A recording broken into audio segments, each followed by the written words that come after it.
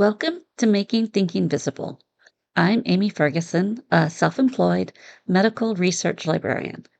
Before becoming a medical librarian, I was an instruction librarian at a community college.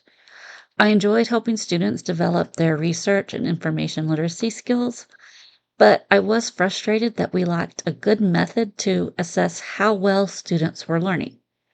However, I was introduced to thinking routines through my college's initiative, Learning Power.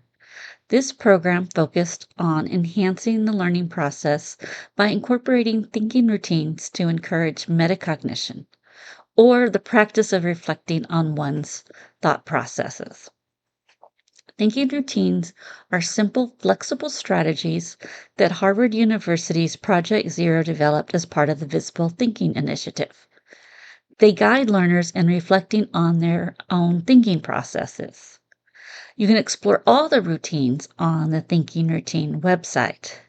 But the book Making Thinking Visible by Ron Richard, Mark Church, and Karen Morrison goes into more detail. Thinking routines don't just promote metacognition and reflection, they are highly adaptable and produce student work that can be accessed through rubrics.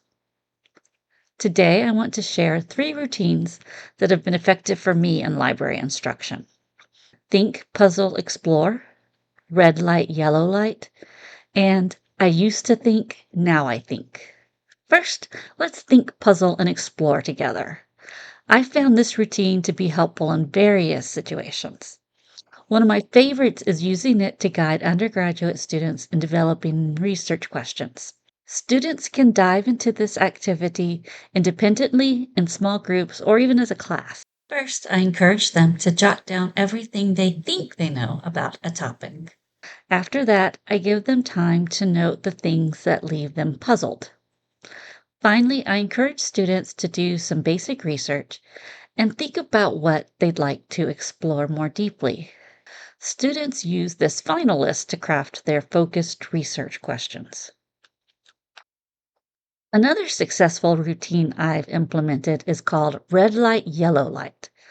I've used this method with undergraduate students to help them recognize bias. Before meeting with the students, I select an opinion piece or editorial. Ideally, the students would read it beforehand, but that's not usually feasible. So I find something that I can print on a single sheet of paper. I also display this list of problems of truth. I distribute pink, yellow, and green highlighters and ask them to highlight obvious bias using the pink highlighter. They should use the yellow highlighter when they can see the author's perspective but still detect bias. For example, when an author states that schools are peddling junk food to children, I can relate as I know my daughter's school offers unhealthy options like chips and cookies. However, the term peddling seems a bit strong. Finally, the green highlighter is for solid claims that cite sources. This activity consistently sparks lively discussions. Sometimes students even debate which color a statement should be highlighted. Today's last routine I wish to discuss is I used to think, now I think. This exercise allows students of all levels and faculty to reflect on their own learning experience.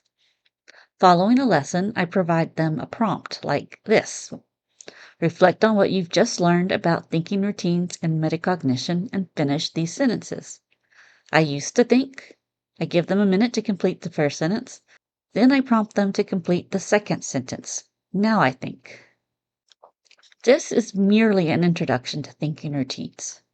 They are highly adaptable and can suit a range of learning contexts and age groups, from young children to adult learners. I would be happy to discuss any of these routines and others that I have used in library instruction. Additionally, I have compiled a brief list of resources for those interested in delving deeper into these routines. Thank you.